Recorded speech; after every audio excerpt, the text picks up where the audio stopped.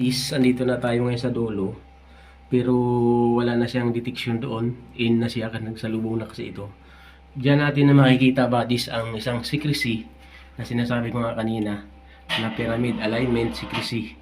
Kanina nakatayo siya noong unang video ko. Nakikita nyo ito.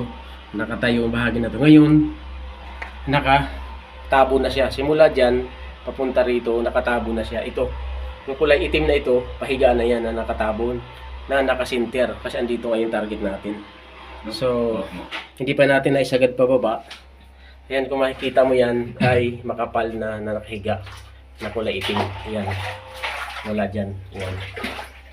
Ayan. So, nakatabon yan siya. So, itong area na to kulay pink yan. Ito yung itim. Ayan. So, ang kapal nung itim na anti-radiation, no? Ang kapal nito, anti-radiation yan. Yan, oh. Ang kapal. Yun, may halong puti pa nga, oh. Oh, makikita niyo puti. Ayan. Yun yung anti-radiation.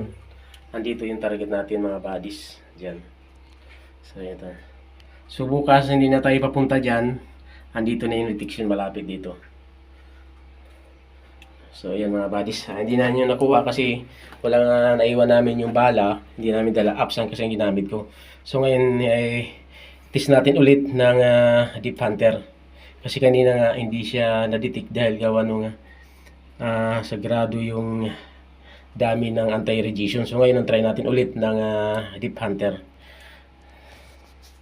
So, kung bago ka pa lang sa YouTube channel ko mga buddies, mag-subscribe ko na dyan para ma-update mo lahat ng area na punta namin.